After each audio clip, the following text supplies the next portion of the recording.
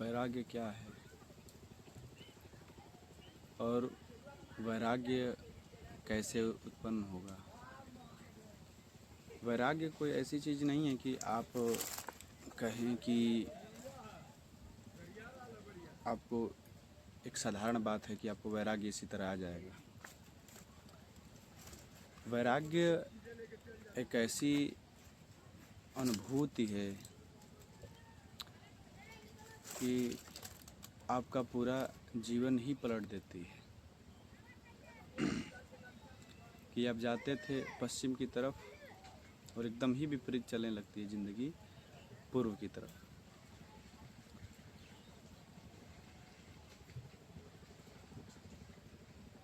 तो पहली बात तो सभी लोग वैरागी होते नहीं, हो भी नहीं पाएंगे क्योंकि जानते नहीं हैं। और जानना हमारा परम स्वभाव है। और जब तक न जाने तब तक मुक्ति भी नहीं है। तो जानेंगे तो हम ज़रूर, बिना जाने हमारा कोई अस्तित्व नहीं है।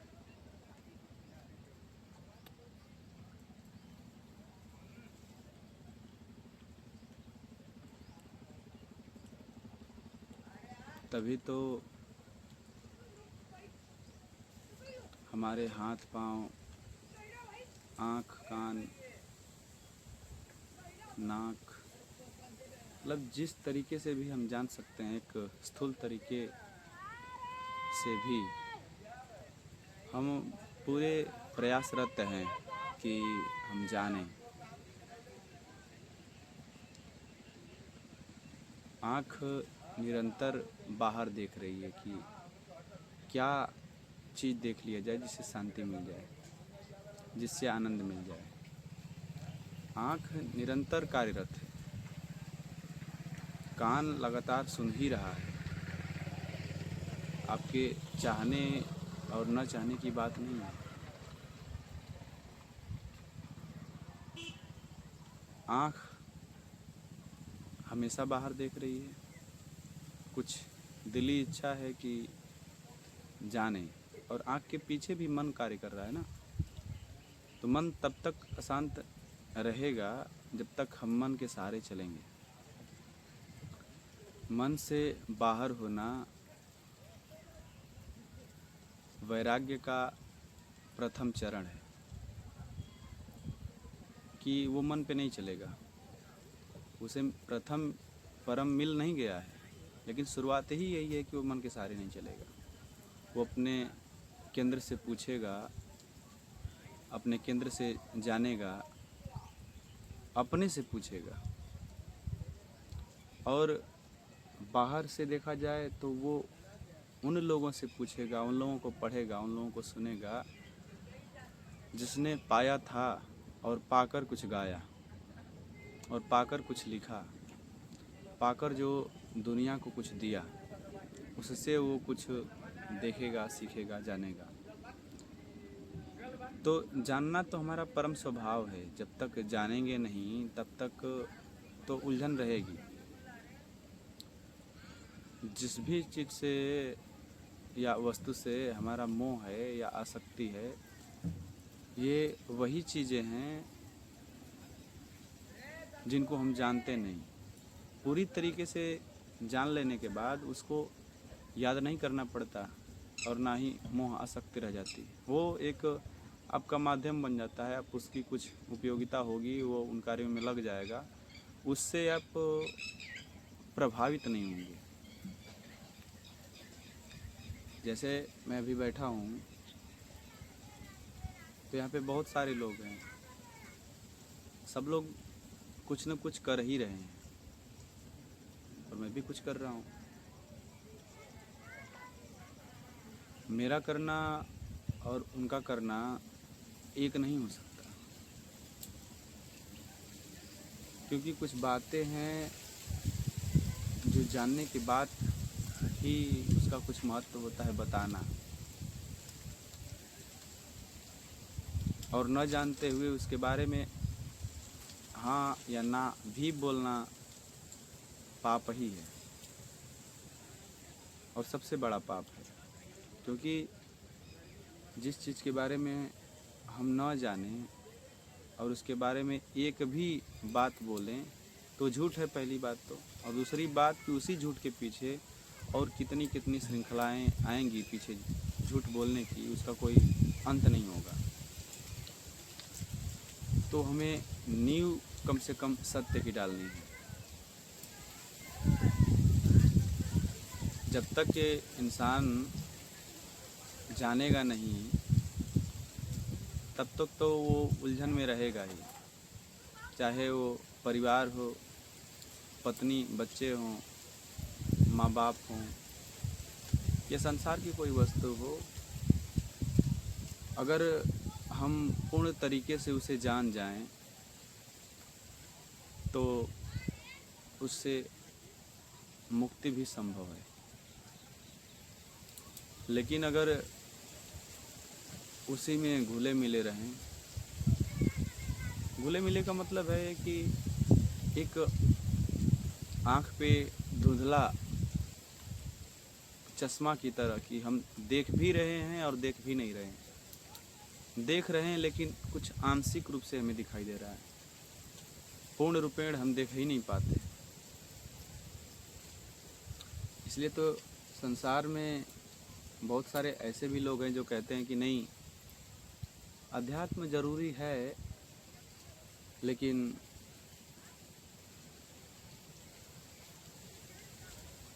आंशिक रूप से, कम, जिससे काम चल जाए, थोड़ा थोड़ा, पूरा नहीं जानना। राम, कृष्ण, कबीर, नानक, किसी के बारे में आंशिक रूप से जानना, थोड़ा थोड़ा जानना, जिससे मन बहल जाए, पूरे तरीके से नहीं जानना।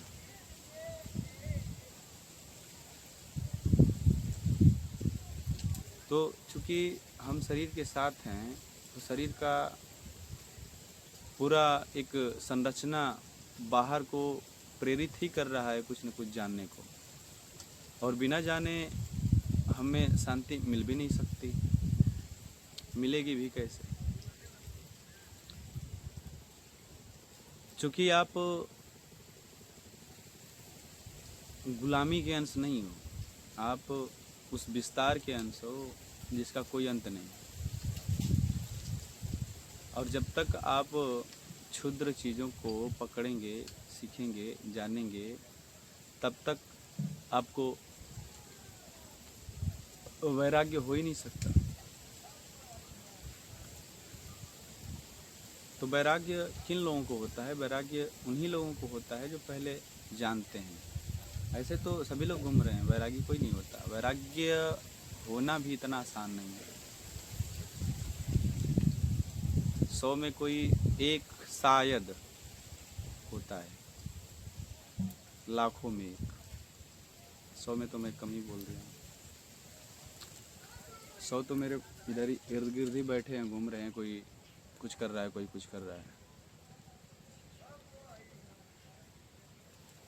नहीं होता भाई, क्योंकि जानने की इच्छा नहीं है ना। जानता है, क्षुद्र को जानते जानते, क्षुद्र को पकड़ते पकड़ते, छोटे छोटे सपनों को पूरा करते करते विदा हो लेता है। तो सत्य को जानना, क्योंकि एक तरह से वैराग्य दिखता है बाहरी लोगों को। जो वैरागी होता है वो नहीं कहता कि मैं वैरागी हूँ, वो है वो जी रहा है किसी मोमेंट को, और बाहर के लोगों को लगता है कि ये वैरागी हैं, जबकि इन्हें पता नहीं कि इनका भी स्वभाव वही है कि पहले जाने समझें और वैराग्य से उस मुक्ति तक पहुँचें। लेकिन वही उदाहरण की तरफ इशारा ले जा रहा है कि जैसे 100 अंधों में एक आँख वाला आ जाए तो 100 अंधे ही घोषित कर देते हैं कि ये एक अंधा है, हम 100 आँख वाले हैं। हमें पता है इन्हें नहीं पता है। उसी तरह वैरागी का भी हाल होता है।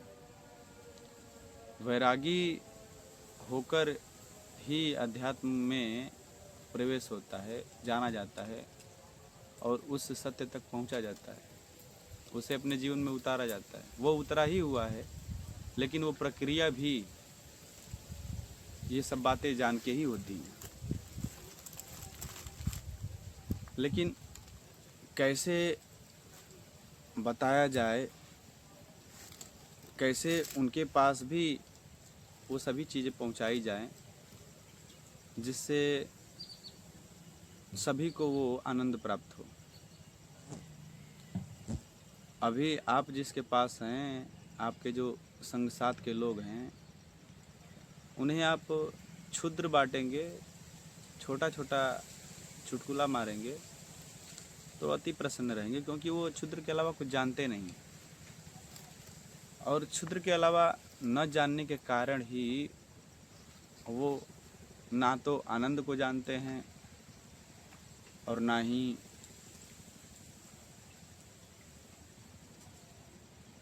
धर्म को जानते हैं, ना अध्यात्म को जानते हैं। क्षुद्र नहीं है ना वो, छोटा नहीं है वो, उसकी कोई सीमा नहीं है। तो सीमाओं में रहकर जो जाना जाए वो अध्यात्म नहीं हो सकता, वो धर्म नहीं हो सकता, वो प्रेम नहीं हो सकता। प्रेम की कोई सीमा नहीं होती। प्रेम में ये नहीं होता है कि हम कुछ कार्य कर रहे हैं, कुछ कर रहे हैं, लगाव है, उसका हिसाब रख रहे हैं। बेहिसाब होता है प्रेम ना। प्रेम ही परमात्मा है ना। और प्रेम उत्पन्न भी होता है वैराग्य से ही। वैराग्य का मतलब ये नहीं होता कि छोड़ छाड़ दें सब कुछ। छोड़ना वैराग्य नहीं है, क्योंकि छोड़ने से ही वैराग्य होता है। तो बहुत सारे लोग छोड़ दिए और बहुत सारे लोग छोड़े हुए हैं, कुछ नहीं होता। क्यों नहीं होता? क्योंकि छोड़ने से होता ही नहीं है।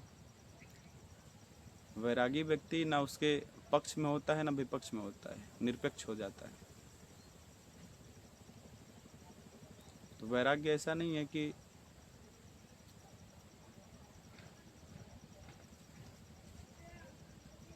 आप किसी के पक्ष में हैं या विपक्ष में हैं। आप किन्हीं चीज़ों को छोड़ दिए हैं, किसी चीज़ों को पाप मानते हैं, किसी को पुण्य मानते हैं। किसी को मानते हैं कि इसमें दुख है, किसी को मानते हैं इसमें सुख है। नहीं, वो उदासीन एक तरह से हो जाता है। वो जानता है सभी चीज़ों को डूबकर, वो जानता है सभी तथ्यों को गहराई में जाकर, और जा कर के जान करके उसे मुक्त होता है। तो दुनिया को दिखाई देता है कि ये तो वैरागी हो गया। वैरागी नहीं हो गया, वो जान गया।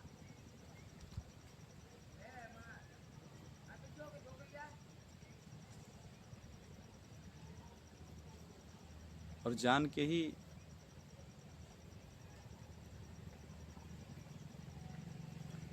एक ऐसे उदाहरण से समझिए ना, कि जैसे होता है कि आपको याद किन चीज़ों को करना पड़ता है, आप किन चीज़ों से बंधे होते हो।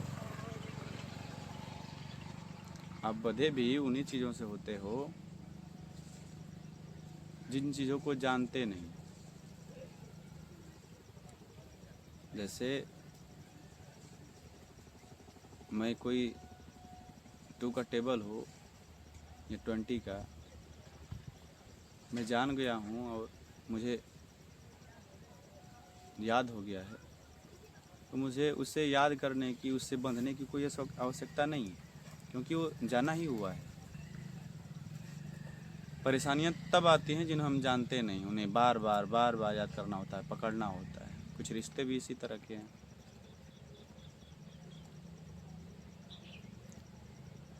कि जो जान गया आपको, जो आपका है ही, उसे पता है और आपको भी पता है। लेकिन दुनिया में ऐसी कोई चीज़ नहीं है जिस पे विश्वास किया जाए। विश्वास है ही उछली चीज़। विश्वास मार्ग बन सकता है ना, विश्वास माध्यम बन सकता है, विश्वास अंत नहीं है। विश्वास से नहीं कुछ होता है। विश्वास तो ऐसा है कि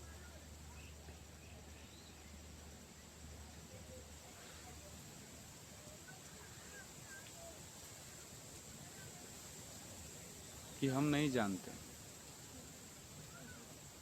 किसी ने बताया और विश्वास कर लो।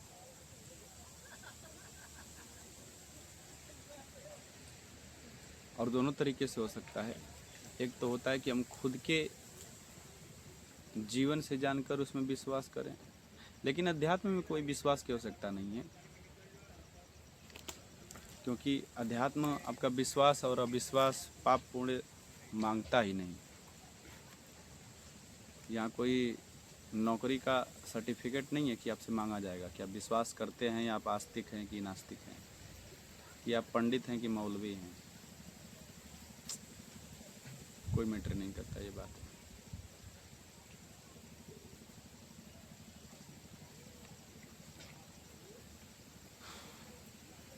आप अपने को जानते हैं, आत्म ज्ञान है कि नहीं, सेल्फ नॉलेज।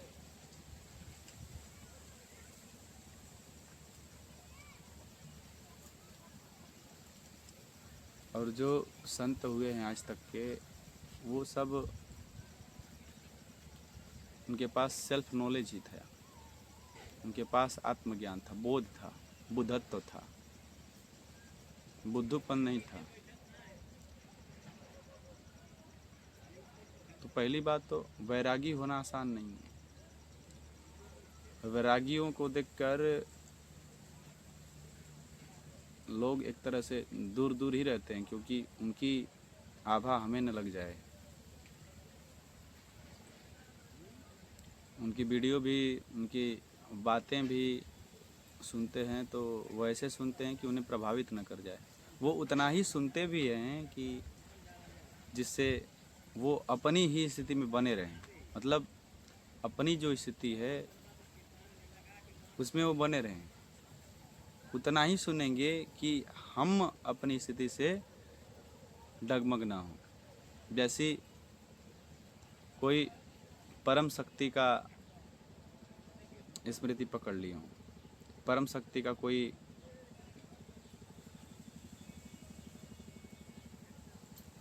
मंत्र पकड़ ली हो, जैसे उसी सत्य में हो, सत्य से बाहर आने की जिद स्वीकार नहीं कर रहे हैं।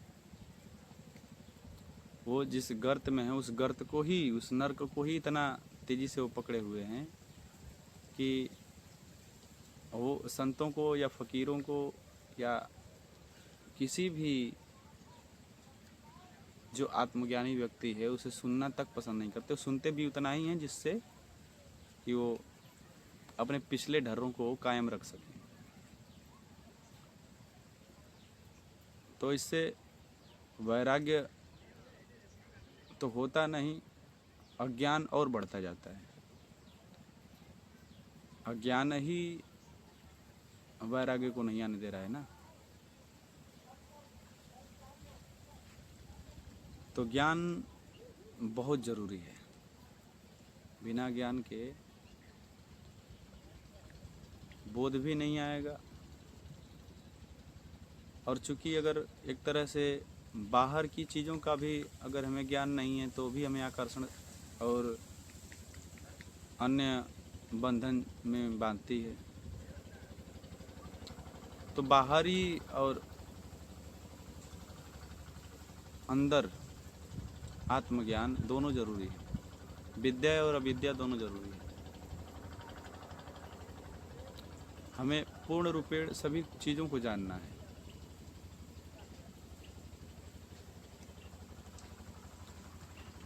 क्योंकि जानने के बाद उसमें इंटरेस्ट नहीं रह जाता, उसमें लगाव नहीं रह जाता।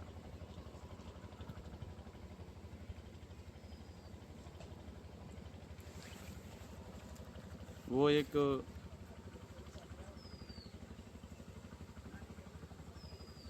रास्ता बन जाते हैं, मार्ग बन जाता है।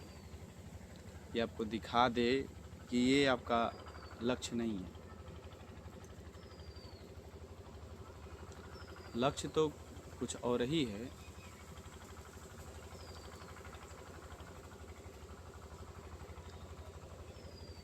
जैसे पढ़ाई कर रहे हैं तो लगता है कि पढ़ाई ही लक्ष्य है, पढ़ाई लक्ष्य नहीं है। पढ़ाई के बाद कुछ और चाहिए, नौकरी चाहिए, फिर पता चलता है नौकरी लक्ष्य है। नौकरी भी लक्ष्य नहीं है। कौन करना चाहता है नौकरी? इसको पड़ी है दिन भर किसी की झंझटों को सुनना कि कहाँ पे क्या चल रहा है, कौन क्या कर रहा है, दूसरों का झंझट अपने सिर मथे मढ़ना किसी को पसंद नहीं। तो ना पढ़ाई पसंद थी ना नौकरी। नौकरी के बाद पैसे आने लगे तो पैसा भी लक्ष्य नहीं था। पैसे से चाहिए था आपका कुछ और, बीवी बच्चे,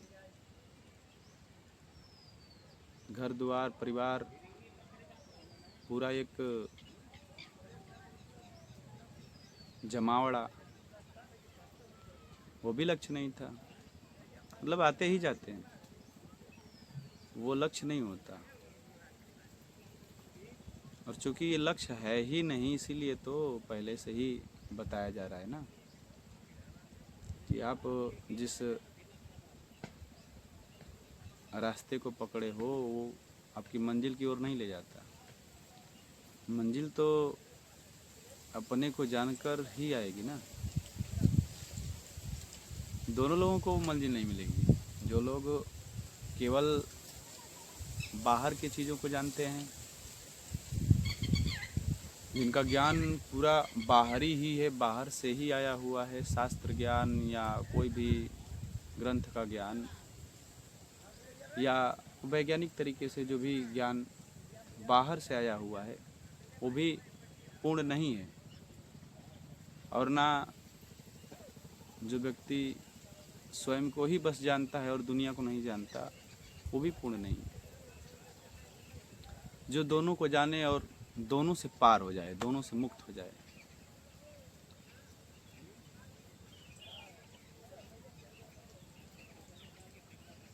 भगवान बुद्ध भी ऐसे महापुरुष रहे हैं कि उनका जीवन ऐसे नहीं रहा कि आंतरिक ज्ञान हो गया, आंतरिक बुद्धत्व तो प्राप्त हो गया और बाहर की चीज़ों को नहीं जानते। भली भांति जानते हैं, आपसे अच्छा जानते हैं, और जानते हैं तभी तो उनसे बाहर भी आ रहे हैं। आप नहीं जानते ना, आप बाहर नहीं आते यानी आप जानते नहीं। एक कसौटी कसिए ना, इसी पे अपने को जांचिए कि आप जिससे बाहर नहीं आते उसे आप जानते नहीं। बुद्ध की जो जागृति है, अगर बुद्ध की जागृति को हम अगर जागृति कहते हैं तो हमारी जागृति क्या है? हमारी जागृति तो माइनस में भी नहीं होगी तब, क्योंकि बुद्ध वो जो अंदर बाहर सब कुछ जानते हैं और जान के उनसे मुक्त हैं और अपने ही एक अलग ही आयाम के आनंद में वो अलग नहीं है आयाम। कहने का मतलब ये है कि आप उसी आयाम में हैं, बस जानते नहीं, सोए हुए। तो वैरागी होना इतना आसान नहीं जितना दिखाई देता है। एक भगवा पहन के भी चलना या किसी और धर्म ग्रंथ के अनुसार कुछ और करना जो एक वैराग्य को दिखाता हो, और उनके भाषा में क्या बोला जाता है मैं नहीं जानता हूँ, वो करना भी इतना आसान नहीं है, क्योंकि जो ही आप उन कार्यों को करेंगे ना, आपके स्वार्थ पे बड़ी चोट आएगी। आपको जो लोग आज कुछ और देखते थे, वो उस दिन कुछ और देखने लगेंगे।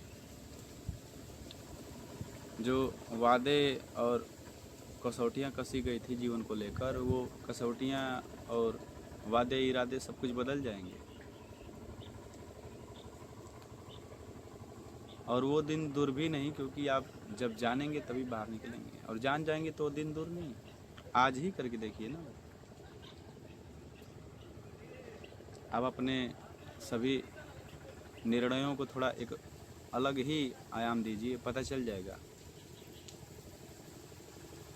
पता तुरंत चल जाएगा कि कौन कितने टाइम तक आपके साथ है। और जब सब कुछ जान लिया जाता है ना, तभी वैराग्य की स्थिति भी आती है। पता चल जाता है कि नहीं, ऐसी ऐसी घटनाएं तथ्य हैं, अन्यथा तो भ्रम की दुनिया है।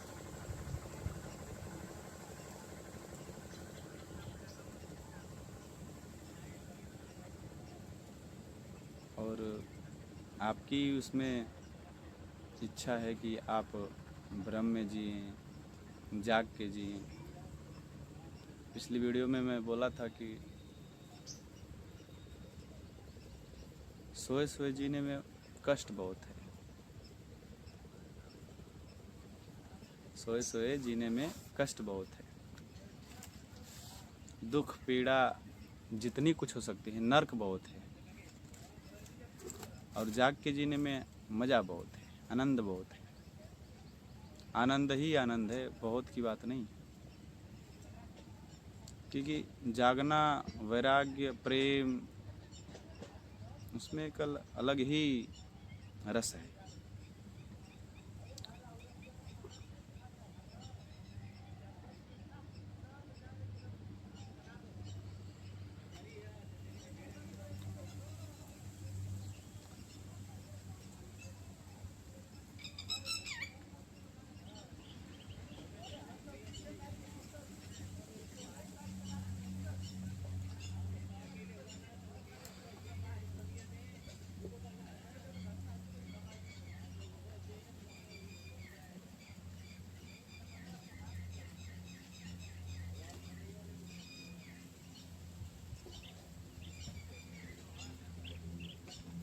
तो जानने की इच्छा तो आपको है ही।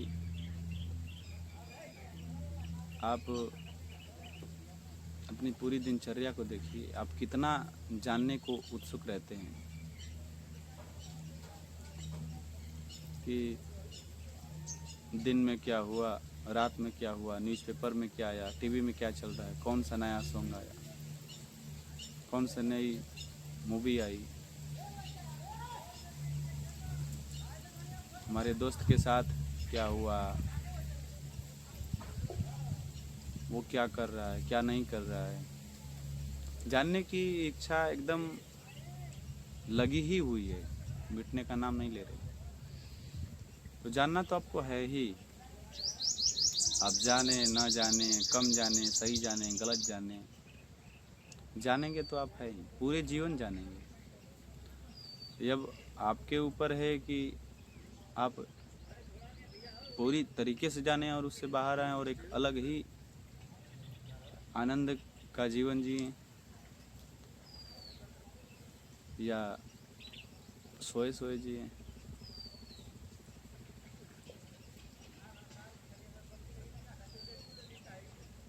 सुबह जाग जाना या ब्रह्म मुहूर्त में जाग जाना नहीं होता। वो तो वैसे तो सभी जगह हैं, और उन्हें अपने पे गर्व भी है कि हम जगते हैं। उस जगने की बात नहीं हो रही, वैसे तो सभी लोग जगे हुए हैं। यहाँ पे भी लोग हैं जो जगे हुए हैं अपनी दृष्टि में। जगना कोई आसान बात थोड़े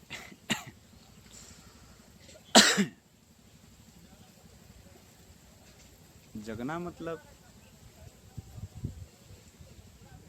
कुछ शेष न रह जाए। बुद्ध के लिए, संत कबीर के लिए कुछ शेष नहीं है जानने को, जागने को, कि अभी तो कुछ जाने हैं, कुछ जागे हैं, कुछ होश आया है, अभी कुछ बाकी भी है। बाकी नहीं, हो गया, उस परम सत्ता में मिल गए, जान गए। और ऐसा नहीं है कि शब्द एक तरह से क्या बताएं कि मजबूरियां हैं ना, कि क्या वो घटनाएं हैं, क्या वो अनुभव होता है, उसको व्यक्त किया ही नहीं जा सकता ना। शब्द तो एक बस उपाय है। मैं कुछ बोल रहा हूँ ये नहीं पहुँचा देगा, लेकिन ज़रूर इसको जान करके उस ओर बढ़ा जा सकता है और बढ़ के पाया जा सकता है।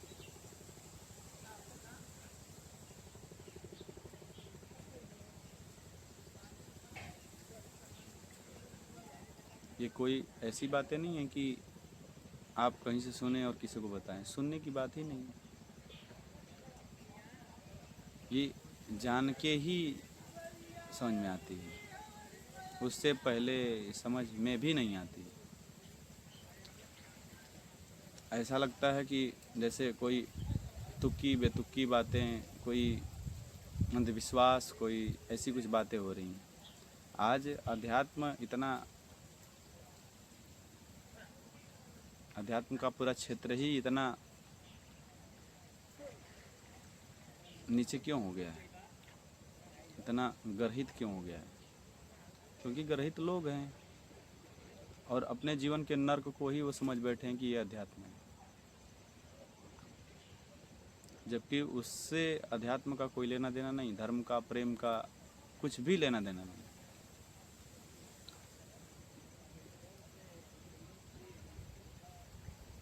तो मैं जिसे जानने की बात कर रहा हूँ उसे मैं जानता हूँ, लेकिन तुरंत कुछ लोग टिप्पणी करते हैं। ज्ञानी बहुत है ना,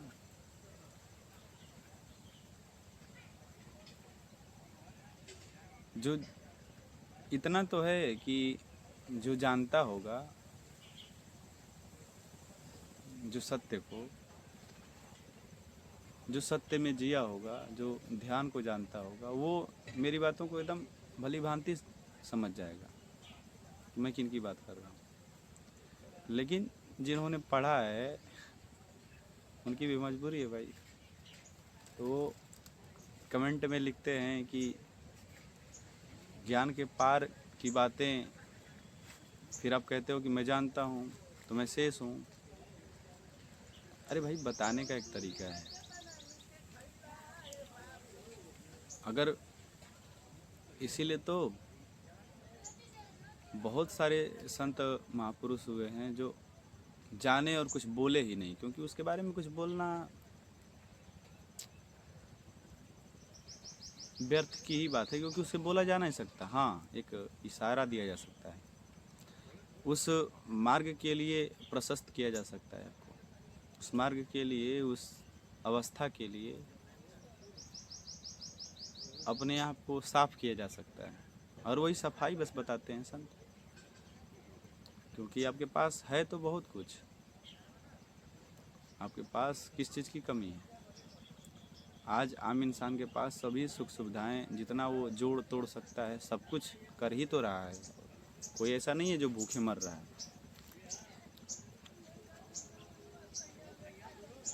तो है तो सब कुछ।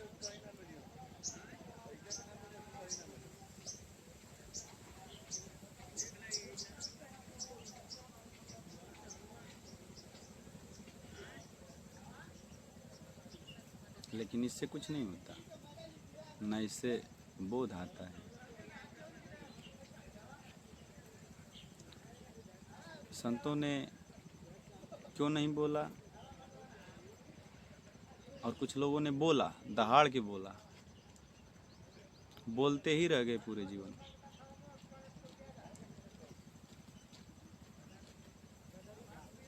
उनकी बोली भी ऐसी नहीं होती है कि लोग छुप के कमरे में बंद होकर के बोल रहे हैं। उनका ज़िंदगी पूरा खाना बदोश रहता है। खाना बदोश शब्द का अर्थ क्या होता है कि जिसका घर उसके कंधे पर है, चलता ही जाता है, चलता ही जाता है, बताता ही जाता है, समझाता ही जाता है।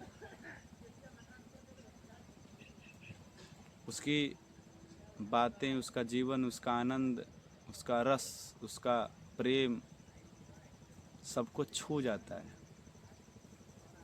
चलता ही चला जाता है, वो रुकता नहीं। हाँ, इस चलने में बहुत सी कठिनाइयाँ आती हैं, बहुत से बाधाएं आती हैं, बहुत से तांडव भी होते हैं।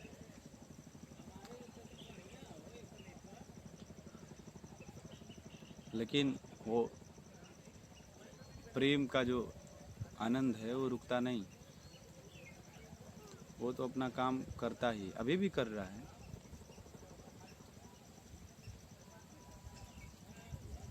अभी भी कर रहा है। अभी आप जहाँ से सुन रहे हैं, अभी मैं जहाँ से बोल रहा हूँ, अभी जहाँ मैं बैठा हूँ, यही जगह सबके लिए अलग अलग है। मेरे लिए कुछ और भी है। एक मेरा दोस्त, यहाँ पे बहुत सारे लोग, यही जगह, यही स्थिति, यही परिस्थिति सबके लिए अलग है, क्योंकि अलग अलग निर्मित किए हुए हैं ना। और मैं जिस परिप्रेक्ष्य से बोल रहा हूँ, जिस बारे में बोल रहा हूँ, वो कोई क्षेत्र नहीं है, अक्षेत्र है। क्षेत्र और अक्षेत्र पाप और पुण्य से बाहर की बातें हैं। तो बिना उसको जाने उससे बाहर आना बहुत मुश्किल है।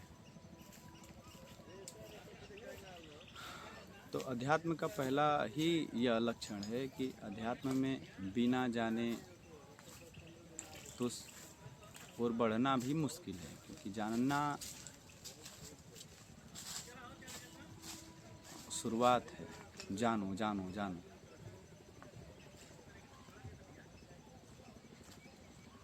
ऐसा कर लो जैसे एक डायलॉग आया था ना कि जब तक तोड़ेंगे नहीं तब तक छोड़ेंगे नहीं। वैसा ही, को जब तक जानेंगे नहीं तब तक छोड़ेंगे नहीं, बिना जाने। और बिना जाने मरना नहीं है। मौत तो करीब आए ही जा रही है ना। तो अभी जब तक टाइम है तब तक तो पूरा प्रयासरत रहें, पूरा जीवन, पूरा जी जान लगा दें उसी को जानने में, समझने में, उसमें जीने में।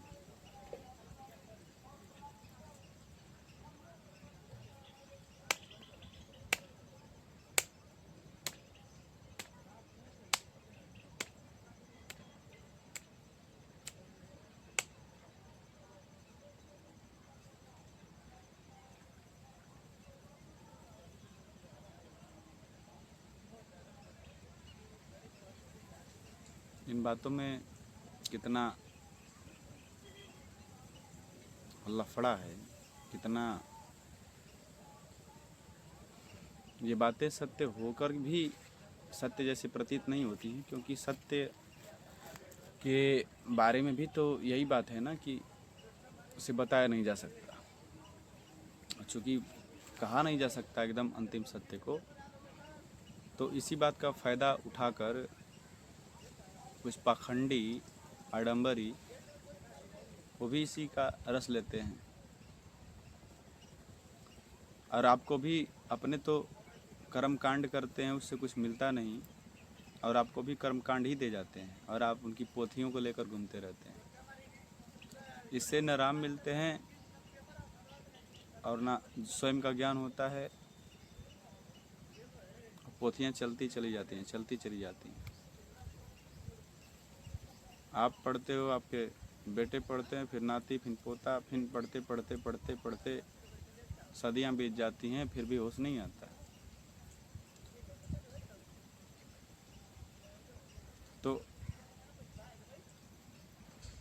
विश्वास भी इसी के साथ हो लेता है, इसलिए क्योंकि कुछ ऐसी बातें हैं जो कही नहीं जा सकती, और इन्हीं बातों का आड़ लेकर वो लोग भी अपना रोटी सेक रहे हैं। हाँ, लेकिन इसमें एक बात है, उन्हें आनंद नहीं मिलता, वो इसमें होकर भी पैसा कमा लेते हैं। प्रवचन, भाषण, कथा, भजन सब कुछ कर लेते हैं, लेकिन वो भजन भजन नहीं होती। उनके भजन में और मीरा के भजन में जमीन आसमान का अंतर है। ये गा भी रहे हैं अपने स्वार्थ की पूर्ति के लिए। पहले तो ये स्वार्थ पूरा भी करते हैं, स्वार्थ से भरा हुआ इनका पूरा जीवन ही है, लेकिन जब एक वो थोड़ा सा कुछ अच्छा भी होता है, वो भी स्वार्थ की पूर्ति के लिए होता है।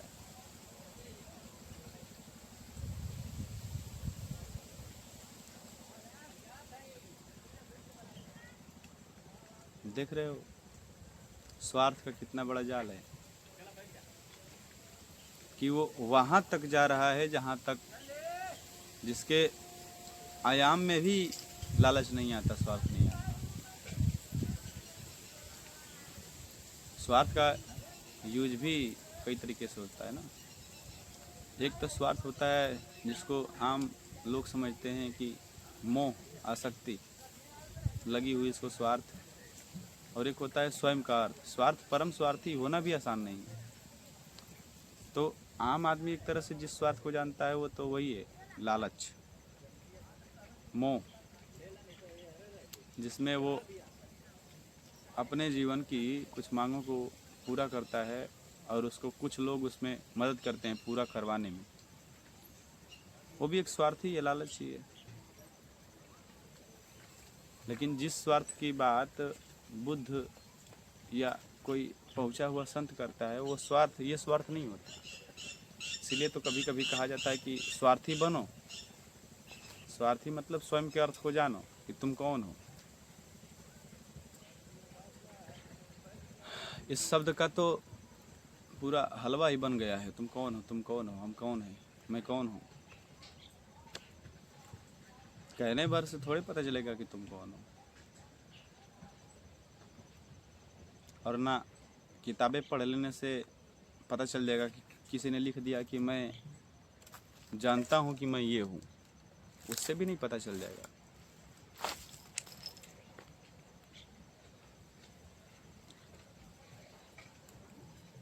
उसको पढ़ लेने से, उसको जान लेने से भी नहीं पता चलेगा कि आप कौन हैं। पता चलेगा आपको अपने से ही। कोई कितना भी बता ले, कोई कितना भी समझा ले, लेकिन फिर एक बात बताया ना पहले कि ये बातें, ये संदेश, ये इशारे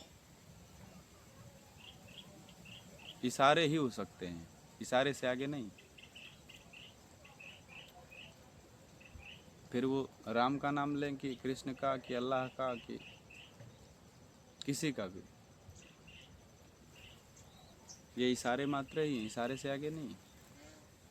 क्योंकि उसका नाम राम है, न उसका नाम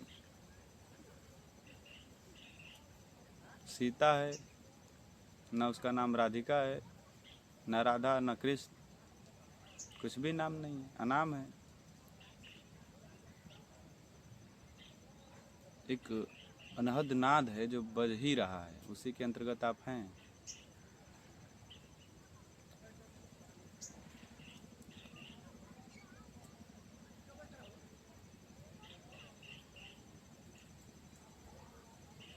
और उसी के होकर, उसी में होकर उसको नहीं जान पाते। इसलिए कहा जाता है कि कोई सबसे दुनिया में कठिन चीज़ है तो वो है सत्य को जानना। मुश्किल, चुनौती भरा कार्य। और कोई सबसे आसान कार्य है, वो भी सत्य है जानना। ये हम पे डिपेंड करता है कि हम कैसे हैं। हम एकदम से ही ऐसे हैं कि हमें कुछ पता ही नहीं है, तो हमारी स्थिति अलग होगी। और जो जानता है, जानने को तैयार है, निरंतर जाग ही रहा है, वो जाग ही जाएगा। जो आज सो रहा है कल सोएगा ही।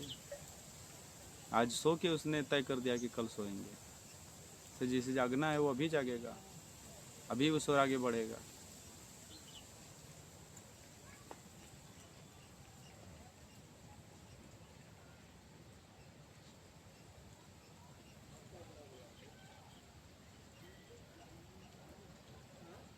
तो कठिन तो है ही कि इतना कठिन है कि पूरा जीवन किसी का लग जाता है, शायद ना जान पाए, इसी में जानने अजानने में अद्वैत में ही घूमते घूमते मर जाता है।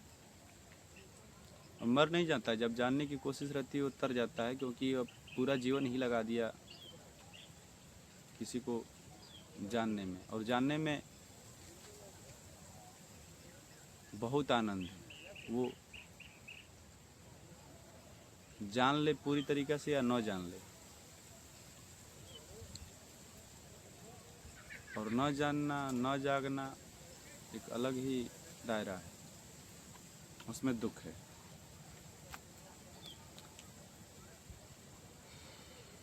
जैसे अगर हमें कहीं जाना हो, ये स्थूल बातें कर रहा हूँ, कहीं अगर जाना हो तो अपनी मंजिल की तरफ थोड़ा भी बढ़ना एक अलग ही आनंद है। बढ़ना, भले ही न पहुँचे,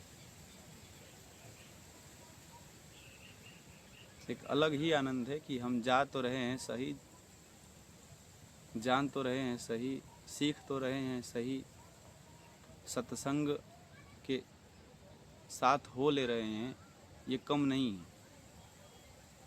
तो कम से कम हमारा अगला कदम, हर अगला कदम तो सही है, पहुँचे या न पहुँचे। लेकिन अगर हमें जाना है कहीं और या तो हम वहीं पे खड़े रहें, एक कदम भी आगे ना बढ़ें, या और किसी और रास्ते में हम अपना कदम बढ़ाने लगें, तो वही नरक बनेगा, दुख देगा, पीड़ा देगा। लेकिन इसमें दिखेगा एक ही जैसी बात, दिख तो यही रहा है कि दोनों नहीं पहुँचे, दोनों नहीं जाने जीवन को, दोनों ही, चाहे कोई यहाँ है चाहे कोई वहाँ है, चाहे कोई इस स्थिति में है ये भी नहीं जानता, उस स्थिति में वो भी नहीं जानता, कोई फ़ायदा नहीं। लेकिन जो उसमें जीता है ना, वही जानता है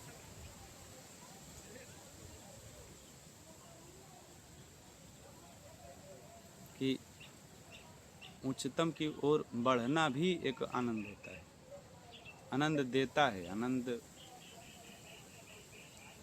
और चूँकि ये भी बात है कि जब आप उस ओर अग्रसर होंगे, बढ़ेंगे बढ़ेंगे, बढ़ते बढ़ते ही तो पहुँचेंगे, कि पीछे जाएंगे तो पहुँचेंगे।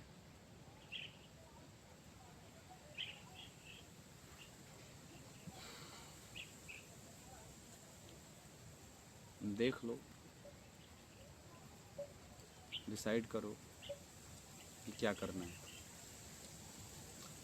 क्योंकि आगे का पूरा रास्ता, पूरा जीवन तो आपके ही हाथ में है कि आप क्या करना चाहते हैं। आप सोचिए, आप तय करिए कि आपको क्या करना है, अन्यथा किसी को ये संसार बख्शा नहीं है जो आपको बख्श देगा।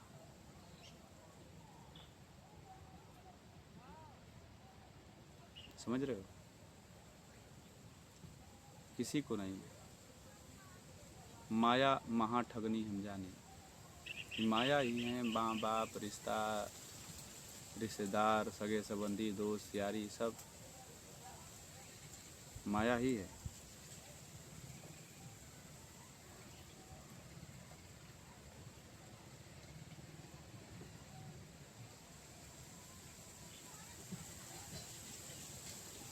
नहीं तो मैं भी ये ना थोड़ी कर रहा था जो कर रहा हूँ, ये मुझे कौन करने देगा? कोई नहीं करने देगा। किसी की दिली इच्छा थोड़े है कि मैं ये जो कर रहा हूँ ये करूँ, कोई करने ही नहीं देगा भाई। इसको जानना, इसको समझना, फिर स्वार्थ पे चोट पड़ती है ना। आप सभी लोग जुड़े हैं इसलिए क्योंकि आप पूर्ति कर रहे हो कुछ।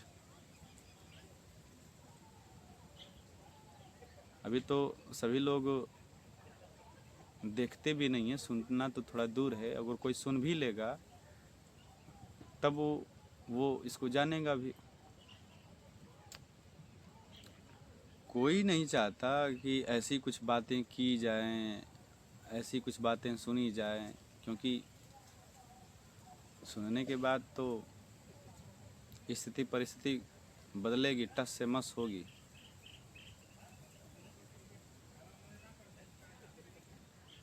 और किसी को पसंद नहीं है। वो चाहते हैं कि जैसे सभी के यहाँ होता है, जैसे सभी लोग कर रहे हैं, उसी तरह का कुछ हमारा भी हो। वो किसी से वादा कर बैठे हैं, किसी से कुछ कर बैठे हैं आपके बारे में, अपने बारे में नहीं। और अक्सर ये आपको जानना ही पड़ेगा, क्योंकि दूसरे के बारे में निर्णय भी वही लेता है ना जो खुद ही नहीं जानता। इसमें दो तरह की बातें हैं। एक तो निर्णय लिया जाता है किसी और के बारे में कि जिससे आपको बेहद प्रेम है, जिसको आप एक उच्च कोटि की ओर पहुंचाना चाहते हैं। आप पहुंचा नहीं पाएंगे, लेकिन आपका संग साथ होकर वो पहुंच सकता है। एक तो ये होता है। और एक ये होता है कि जब तक आप ही नहीं जानते तो आपकी कोई गलती भी नहीं है। आप जो कराएंगे वो ही दूसरा करेगा। और आपके करने से अगर कोई दूसरा कुछ गलत कर ले रहा है, या अपने बंधन चुन ले रहा है, या कुछ और कर रहा है, तो उसे ये नहीं कहना चाहिए कि इसने हमारे साथ गलती कर दिया, गलत कर दिया, या गलत मनसा के साथ हमें एक दूसरे ही मार्ग में फंसा दिया। फंसा नहीं दिया, वो जितना जानता था उतना किया। आप जानो ना, आप जागो ना।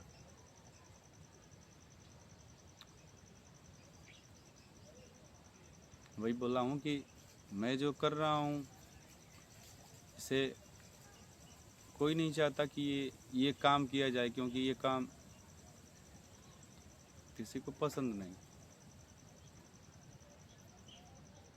यही तो वैराग्य बताता है। वैराग्य होगा भी ना तभी जब जाने तो कम से कम।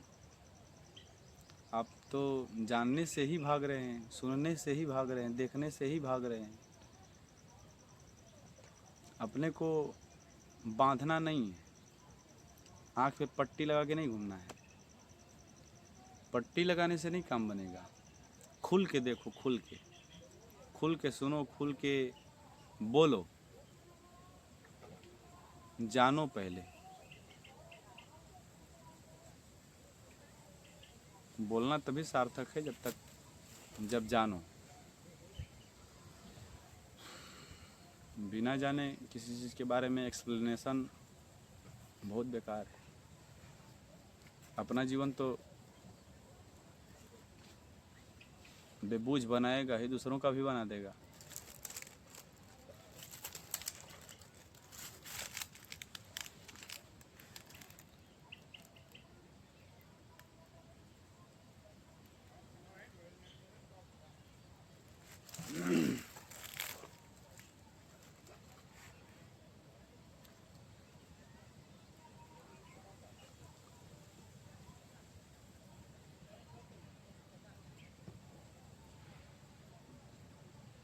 तो यही कम से कम समझिए कि वैराग्य का मतलब ये नहीं है कि वो ऐसा होता है जो सब कुछ छोड़ छाड़ के एकदम कुछ अलग ही कार्य कर रहा है। वैराग्य मतलब जानना, और जानने के बाद ये नहीं होता कि आपको कोई चीज़ छोड़ना पड़ रहा है, बड़ी कष्ट हो रहा है छोड़ने में, दुख बाधा उत्पन्न हो रही कि बाप रे बाप कैसे हम छोड़ें, बहुत लगाव है, रोना धोना आ रहा है। और रोने धोने से वैराग्य नहीं आता। वैराग्य तो चीज़ ही ऐसी है कि जो खुशी खुशी अपने दिल से, अपने इच्छा से, अपने मनोकामना से, अपनी पूरा जीवन से वो पसंद की बात नहीं, ना पसंद की बात नहीं, जीवन ही बन जाए, आनंद देता है ना, वो आनंद ही है तो क्या देगा। और जब आपका जीवन आनंदित होगा तो आप भी दूसरे को आनंद ही देंगे। अगर आप ही आनंद में नहीं हैं तो दूसरे को भी आप आनंद नहीं दे सकेंगे, जो आपके पास होगा वो देंगे।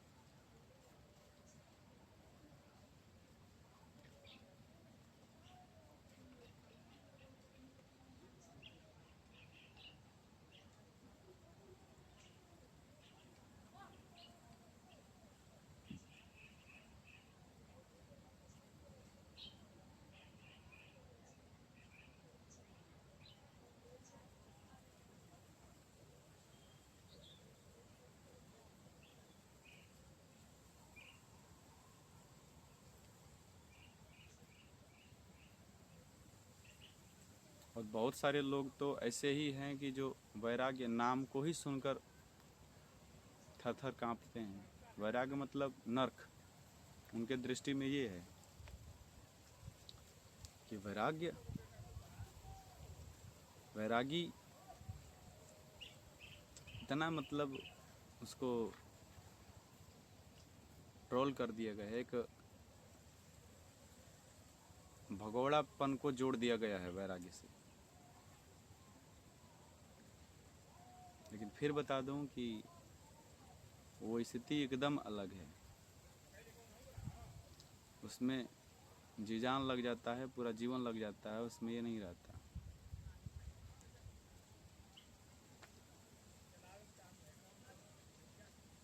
जो बातें कल प्रिय लगती थी, जो चीज़ें कल आकर्षित करती थी, जो चीज़ों के पीछे हम भागते फिरते थे, उनके बारे में अगर पूरी तरीक़े से जान लिया जाए तो उनसे बाहर एकदम निकलना आसान है।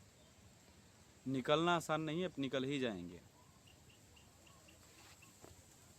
कौन जेल में रहना पसंद करेगा? जान गए कि जेल ये है, कटघरा है, कौन रहना चाहेगा? उससे भी बाहर ज़िंदगी है, उससे बाहर एक बहुत सुंदर आनंदमय ज़िंदगी है, तो कौन उस चार दीवारी में रहना चाहेगा? उसी तरह चार दीवारी में आप भी हैं, बस वो चार दीवारी दिख नहीं रही है। वो चार दीवारी आपके आसपास हमेशा मौजूद है।